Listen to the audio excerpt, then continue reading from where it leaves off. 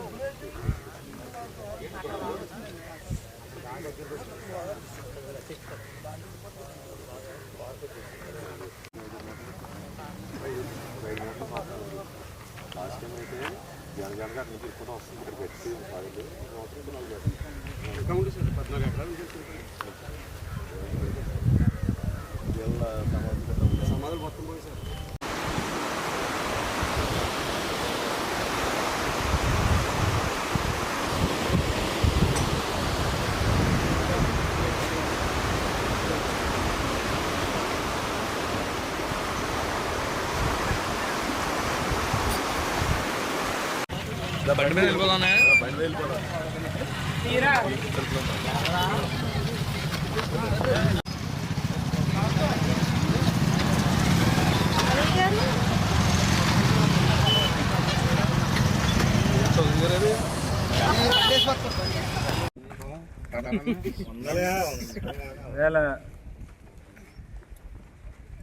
అధిక వర్షాలు కావచ్చు, లేకపోతే గోదావరిలో వరద నీరు ప్రవాహం బాగా ఎక్కువగా ఉండడం కావచ్చు, రైతులు తీవ్రంగా నష్టపోయినటువంటి పరిస్థితి కనిపిస్తూ ఉంది. ముఖ్యంగా కోరుకొండ సీతానగరం మండలాల్లో వేల ఎకరాలు సాగులో మధ్యలో ఉన్నటువంటి పరిస్థితుల్లో మునిగిపోవడం అనేటువంటిది నిజంగా రైతులు తీవ్రమైనటువంటి నష్టాన్ని ఎదుర్కోవాల్సినటువంటి పరిస్థితి. ఈ సందర్భంగా ప్రభుత్వాన్ని కోరుతూ ఉన్నాం, తక్షణమే రైతుల్ని ఆదుకునేటటువంటి కార్యక్రమం చేయండి. గతంలో జగన్మోహన్ రెడ్డి గారి ప్రభుత్వంలో ఏ సీజన్లో అయితే రైతుకి నష్టం జరిగేదో అదే సీజన్లో మళ్ళీ తిరిగి ఆ నష్టాన్ని భర్తీ చేస్తూ ప్రభుత్వం నుంచి ఆదుకునేటటువంటి కార్యక్రమం చేసినటువంటి పరిస్థితులు ఉన్నాయి. సో మళ్ళీ ప్రస్తుతం ఉన్నటువంటి ముఖ్యమంత్రి గారిని, ప్రభుత్వాన్ని కూడా రిక్వెస్ట్ చేస్తూ ఉన్నాం, తక్షణమే రైతులందరినీ కూడా ఆదుకునేటటువంటి కార్యక్రమం చేయాలి. ఏదో నానుడి ఉన్నట్టుగా చంద్రబాబు నాయుడు గారు ముఖ్యమంత్రి స్థానంలో కూర్చుంటేనే ఒక ప్రకృతి వైపరీత్యాలు లేకపోతే పూర్తిగా వర్షాలే పడకుండా ఎండిపోయేటటువంటి పరిస్థితి ఉంటుందనేటువంటిది చాలామంది పెద్దలు చెప్తూ ఉంటారు. ఇవాళ చూస్తే అదే రకమైనటువంటి పరిస్థితి కనిపిస్తూ ఉంది.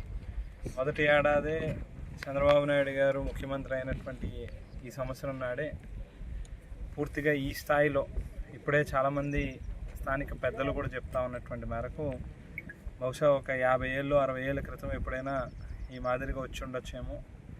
గడిచిన 50 ఏళ్లలో ఈ స్థాయిలో ఒకటేసారి వర్షాలు రావడం, మరో పక్కన గోదావరిలో నీటి ప్రవాహం కూడా ఎక్కువగా ఉండడం, దాంతో అవుట్ఫాల్స్ లూయిస్ దగ్గర బొబ్బిల్లంక షట్టర్స్ క్లోజ్ అవ్వడం, పైనుంచి దేవిపట్నం మండలం నుంచి లేక రంపచోడవరం ప్రాంతం నుంచి వస్తూ ఉన్నటువంటి బురదకాలం నీరు, తొరిగడ్డ డ్రైన్కి సంబంధించినటువంటి నీరు కూడా ఒకేసారి రావడం అనేటువంటిది బహుశా చాలా సంవత్సరాల క్రితం ఎప్పుడో మా చిన్ననాటినప్పుడో లేకపోతే మా తండ్రులు మా తాతలు చూస్తుంటారేమో, మేమైతే ఎప్పుడు చూడలే ఈ మాదిరిగా అని చెప్పి చెప్తాం.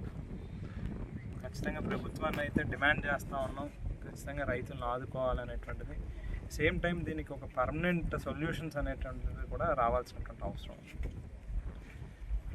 ఏదైతే మా ప్రభుత్వంలో దాదాపుగా 91 కోట్ల రూపాయలతో ఒక రివర్స్ పంపింగ్ స్కీమ్ని తొరిగడ్డ అవుట్ఫాల్స్ లూయిస్ దగ్గర నిర్మాణం చేయాలనేటువంటి నిర్ణయం తీసుకుని దానికి సంబంధించినటువంటి అడ్మిన్ శాంక్షన్స్ అంటే ఫైనాన్షియల్ శాంక్షన్స్ కావచ్చు, లేకపోతే టెక్నికల్ శాంక్షన్స్ కావచ్చు, వీటన్నిటిని కూడా పూర్తి చేసి టెండర్లు కూడా పిలిచినటువంటి కార్యక్రమం చేశాం. ఇప్పట్టు దాన్ని ఇమీడియట్గా మళ్ళీ ఫోర్స్లో పెట్టి టెండర్లు పిలిచి త్వరితగతిన ఆ పని పూర్తయితే కనుక ఈ బురదకాలం నుంచి వచ్చేటటువంటి నీరంతా కూడా తోడి గోదావరిలో వేసేటటువంటి పరిస్థితి ఉంటుంది. తద్వారా ఈ ముంపు అనేటువంటిది తగ్గేటటువంటి అవకాశం ఉంటుంది. అదే మాదిరిగా సీతానగరం మండలం అంతా కూడా మనం చూస్తే దాదాపుగా 20 కిలోమీటర్లు పైచులుక ఏటిగట్టుని ఆనుకున్నటువంటి ప్రాంతమే. సో చాలా సంవత్సరాల క్రితం ఎప్పుడో కట్టినటువంటి ఎర్త్ బండ్స్ వాళ్ళు వీకెన్ అవుతూ వస్తూ ఉన్నాయి.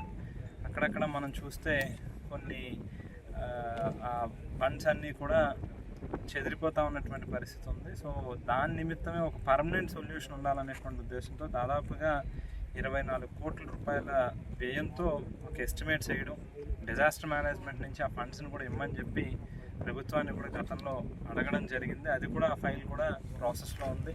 సో తక్షణమే దానికి సంబంధించి అవసరమైనటువంటి నిధులు కూడా మంజూరు చేయించి ఆ పనులు కూడా తొందరగా టేకప్ చేసినట్లయితే కనుక ఈ ప్రాంతం ముంపి బారి నుంచి రక్షించేటటువంటి అవకాశం ఉంటుంది. కాబట్టి దాన్ని కూడా ఇమీడియట్గా టేకప్ చేయమని చెప్పి కూడా అడుగుతా ఉన్నాం. దాంతోపాటుగా ఈ ఇన్పుట్ సబ్సిడీ అనేటువంటిది కూడా తొందరగా రిలీజ్ చేయమని చెప్పి